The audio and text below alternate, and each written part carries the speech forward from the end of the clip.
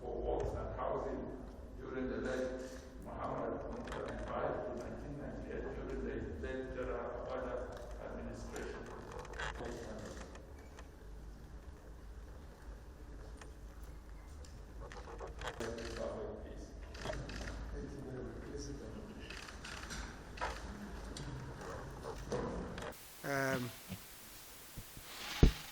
I have with me the Honorable Ministers of Health, Environment, and of course myself. Climate change we know affects everybody across the world, just as here in Nigeria, and it affects both men, women, children, youth, and the elderly. But it was found out that women bear most of the brunt of climate change impact. And the purpose of this policy is to mainstream gender within the climate change action plan. What does that mean, to mainstream gender?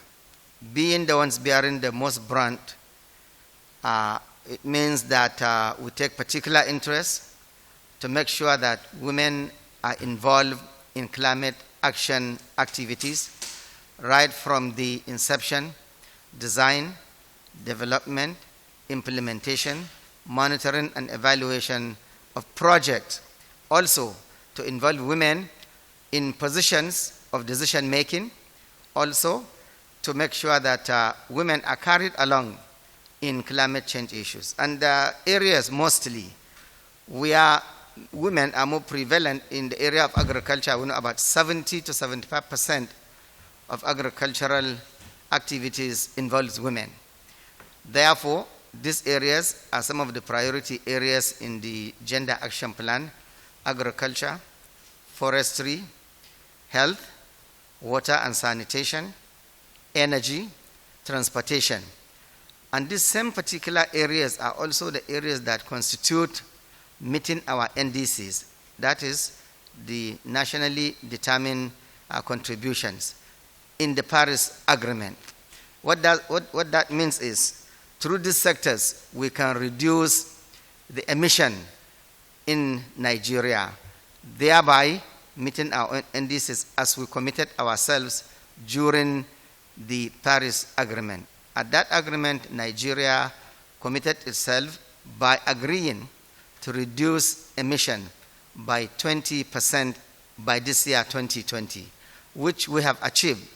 At the same agreement also, we also committed ourselves to achieve additional 45% reduction in emission by the year 2030, but this time around conditionally, meaning we will need the assistance of the international organizations or international community in general to be able to achieve this commitment. And as I can repeat one more time, the priority areas for this reduction, for also mainstreaming gender into the action plan, are agriculture, as I mentioned, transportation, forestry, health, water and sanitation, waste management, and energy. So that's the main purpose of this policy. And how are we going to implement this policy? First of all, the Federal Minister of Environment will be the one to drive the implementation.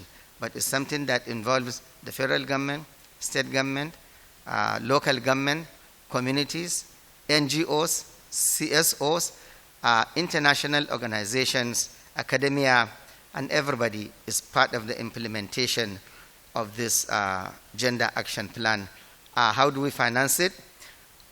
The international organizations there are so many sources of funding.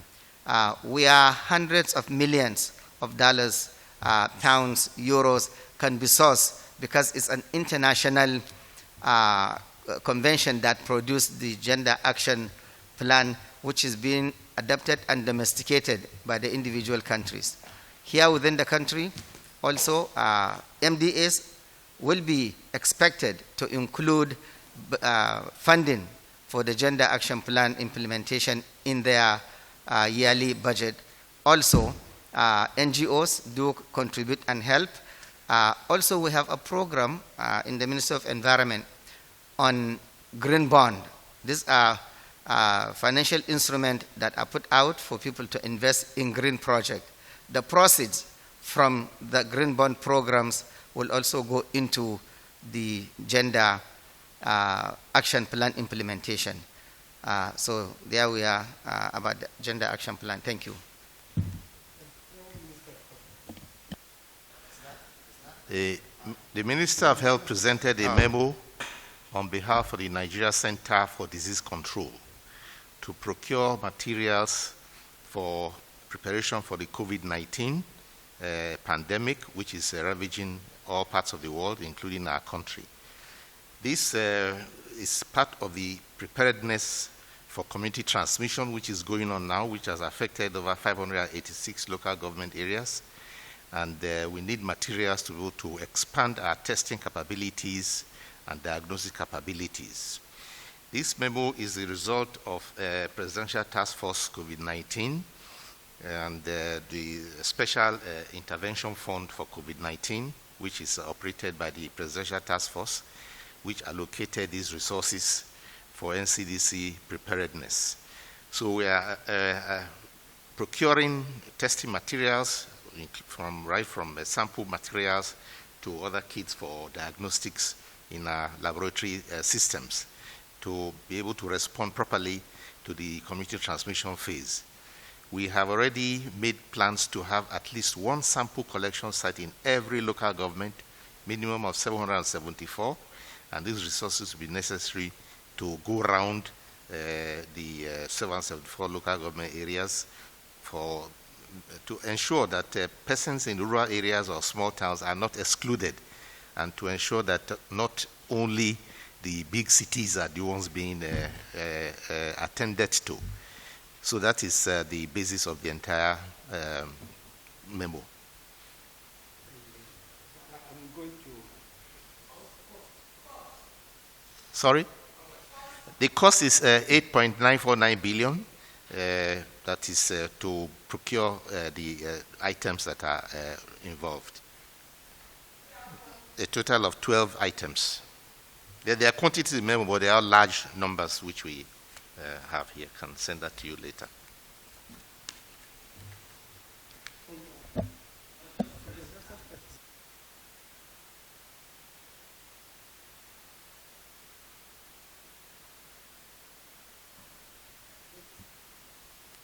The Honorable Minister of Mines and Steel Development presented a memo today which largely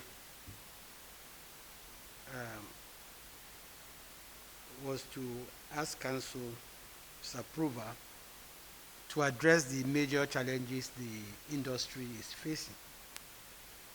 Among the challenges the industry is facing, according to Honorable Minister of Mines and Steel Development, is that of insecurity. In certain parts of the country, notably in the northwestern part, mining has been suspended because of the activities of the bandits and kidnappers. Then it's also, the industry is also faced with the problem of collusion between some major stakeholders, sometimes traditional rulers, and also the Honorable Minister explained that the issue of double taxation is actually driving a lot of the investors out of the country. He also reported that the certain decisions of past government, especially in the area of storage of explosives that are used for mining. I think before now, the position is that any miner that wants to use explosive for mining must store the explosives with either the military barracks or police facilities. So he also asked that for special dispensation to build special facilities, at least one in each of the geopolitical zones of the country. He also complained about extortion and imposition of community development agreement, and also the issue of many illegal miners. By the end of the day, what the council approved for him, and which we believe is going to be far-reaching and is going to really reposition the industry, is that the council did agree. The council noted that insecurity and illegal mining have led to huge loss of money. But what the council directed today, the council directed that the National Security Advisor should set up a special unit domiciled in the FCT, Abuja, to coordinate, and coordinated by the Office of the NSA to carry out targeted operations at identified and confirmed illegal mining sites nationwide. The council also directed the Office of the NCA to facilitate the erection of central magazines. These are special, storage facilities across the geopolitical zones of the country for mining purposes. Storage of explosive in the military barracks in some parts of the country is grossly unsafe, and the establishment of a control and command center for remote monitoring of such explosives. The council also directed the Minister of Interior and the Nigerian Content Development Board to work closely with the Honorable Minister of Mines. But I think, but more importantly, is that on the issue of double taxation, whereby mining companies are taxed by local government, mining companies are taxed by state governments. I think two decisions, one is that the council directed the Minister of Finance and National Planning to deduct directly from the federal accounts allocation of states which have deprived the federal government of Nigeria revenue due to it by imposition of illegal taxes and levies on mining companies in their states. In other words, if a particular state engages in double taxation, in other words, you are taxing, you are imposing illegal fines or taxes, illegal taxes on a mining company, a duly registered mining company, and is reported to government, then the Minister of Finance will deduct that money from your allocation. See, the intent is to ensure that we don't scare away investors, they be local or foreign, by by double taxation. And I think this will go a long way to reassure the investors that Nigeria is a safe place to invest in mining. Of course, it was also directed that the National Economic Council should also dialogue with the ministers, with the governors, and let them understand that while states can participate in mining as corporate bodies. In other words, states can register companies and participate in mining, but they cannot come there as a subnational authority because the law is very clear. The federal government has the exclusive right to mine and manage all mineral resources. Those are the major, approvers that the Honorable Minister of Mines and City Development got today from his memo.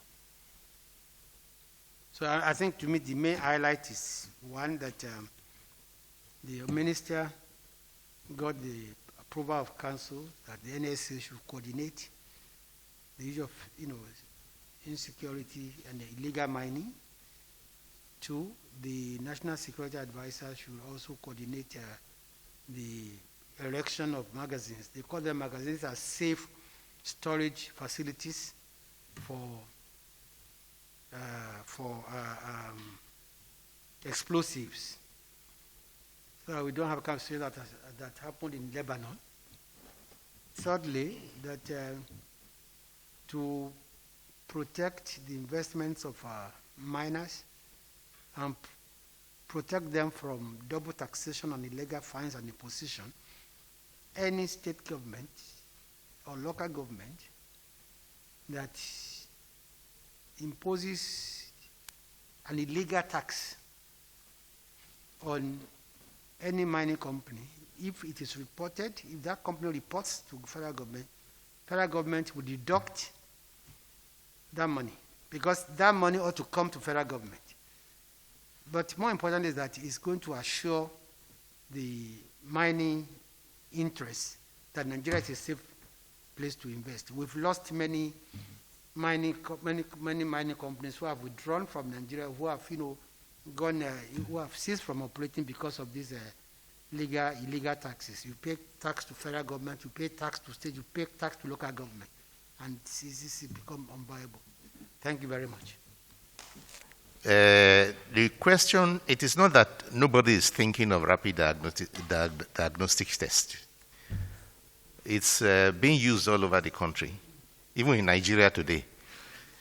But the World Health Organization and other experts have said that this test is not very reliable, in that it also delivers a significant number of false positive or false negative result.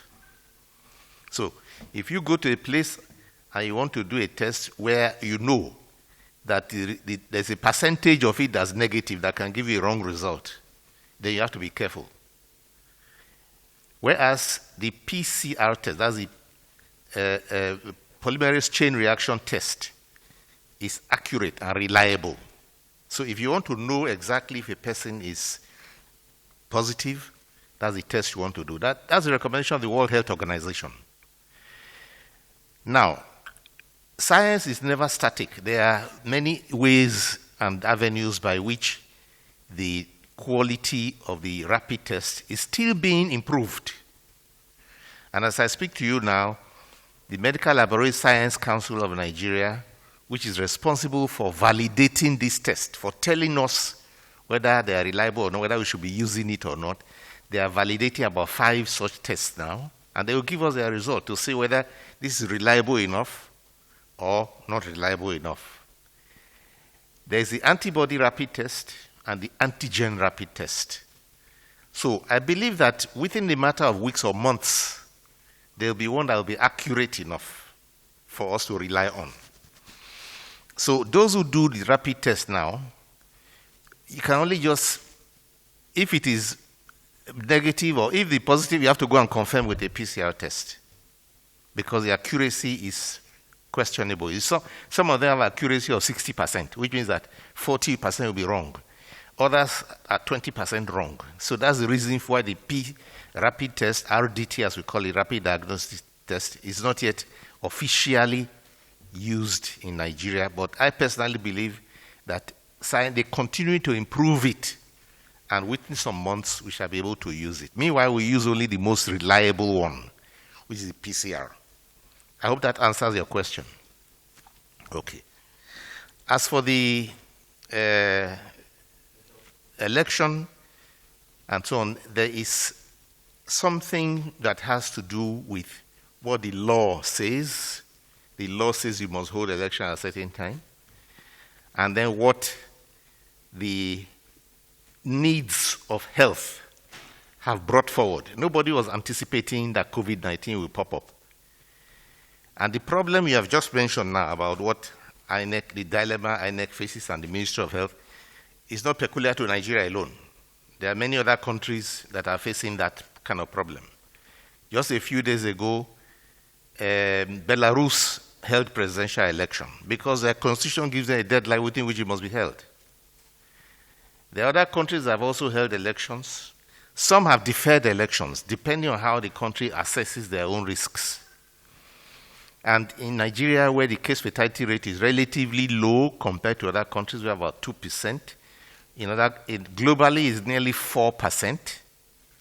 And then also the weight of distribution of the cases is not even. There are some cases, there are some states that don't have that heavy infection rate, and others have high infection rate. So you have to weigh the risks against the benefit. And if you can manage the risk, because the same risk of about opening the airlines, now opening the skies, the same risk about opening the borders, the same risk about going to churches, going to mosques, going to places of worship, going to market. There's a lot of risk communication that we are giving, or even stadium. But if there are things that need not be, like for example, going for a football match where people will crowd in the stadium, you will say, no, this one can wait. It's not compulsory. Even for house place of worship, we say, well, if you can distance, because it's more organized there, you can organize it easily. And if you can't, then better pray at home. Market, we give the same advisory. Make sure you put on a mask, and then make sure markets are arranged in such a way that you can control the crowd. The same advisory is given to politics. And in some areas it's difficult. Even when you're having social gatherings like funerals, they also give the same advisory about the number of people who can attend, or if you're having a marriage. So the same advisory is given to all parties, to all organizers, and we're looking at them for the necessary sense of responsibility to comply. But it is also something you observe that it's difficult for people when they're under emotions to actually follow the guidelines. And the scenes that you are describing now come up in politics. But there are also scenes you look at a place of worship where people actually follow the guidelines, they obey. And in other kinds of gatherings, when they're in a hall, they follow the guidelines. So that's a situation where you are balancing between what the Constitution says. If the Constitution says you must do election by end of this year, and then the need for it, you know what it will mean if you decide to start bringing in enforcing things that people begin to read another meaning into. I'll invite the Minister of Information to also fill up those ones which I have not provided. Thank you. I think this matter came up at the PTF press briefing of Monday. And the chairman responded, I think it was national coordinator, both of them, that yes, we will continue to advise social distancing in whatever gathering. It has been proven that wearing a mask saves many lives, saves you, saves the other people, and we will continue to harp on people to please take personal responsibility. We are deepening our conversations with the subnationals, with the governors, with the local government chairmen, with everybody, with all stakeholders. Please take personal responsibilities. So our guidelines remain the same. Wear a mask, avoid mass gatherings, keep social distancing, maintain very good, hygiene, wash your hands frequently, use sanitizer, and that's what we'll continue to reinforced, because as of today, there's no known vaccine or medicine to cure, COVID-19. So it's what you need.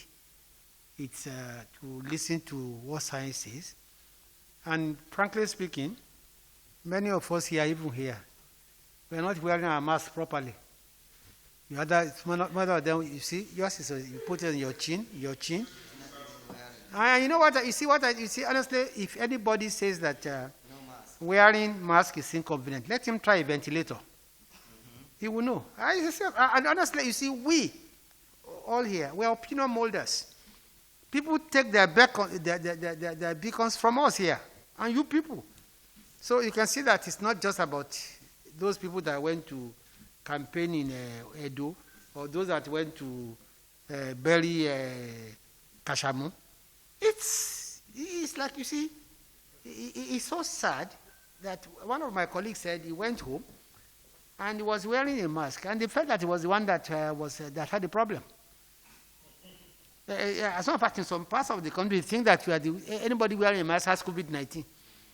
But they don't believe it. So I think we all should take personal responsibility. Thank you very much.